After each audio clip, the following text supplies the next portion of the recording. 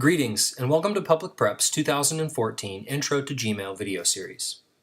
After you've logged into your Gmail account, you will notice that your messages are displayed from top to bottom, earliest to latest as far as that message has been received in your inbox.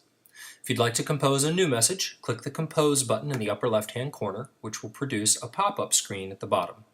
You can either start to type in any email address and it will autocomplete, or you can click the To button and select from Your Contacts, All Contacts, or a directory in case you'd like to look up an email address. Across the top, you will see a search bar, which you can search for any email message or any contact, any other bit of information you'd like to see. There's a drop-down arrow on the right-hand side of this interface, which will allow for an advanced search option. You can search between inbox, any spam or trash, and you can also search for attachments or within a particular date range. The upper right-hand corner, you will see arrows which will allow you to move to newer or older sets of messages. You can affect your keyboard settings. Google Plus account will need to be activated if you want to interact with Gmail's video conferencing, which they call Google Hang. This grid icon here is how you navigate to your calendar, how you navigate again to your Google Plus account. Your online documents, contacts, sites, groups are the way that you can make your own email listservs. If you look at the gear icon in the upper right-hand corner of the screen and click that, you can affect the display density, which is how compacted the words are on the screen. You can configure your inbox or click Settings.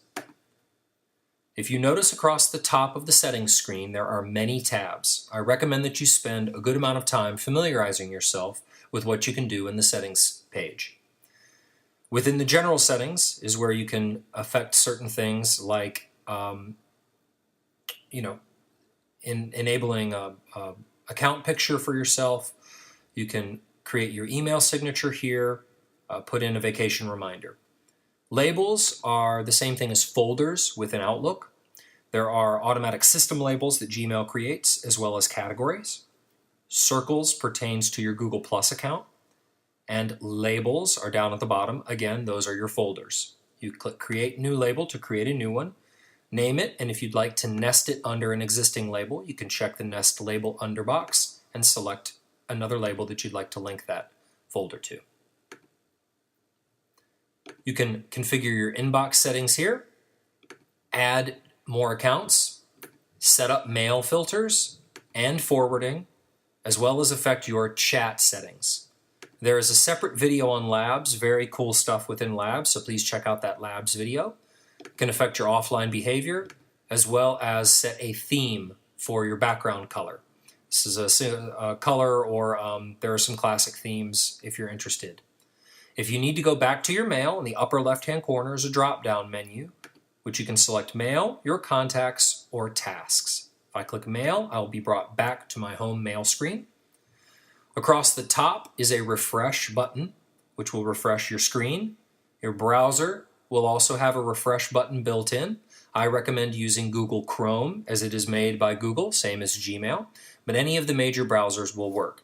However, I do not recommend using Internet Explorer, as it is the worst browser with Gmail. And lastly, if you want to log out, you can click on your account picture in the upper right-hand corner and select Sign Out. Please check out the other videos, as there are several others, and they are meant to be informative and help you with this Gmail transition.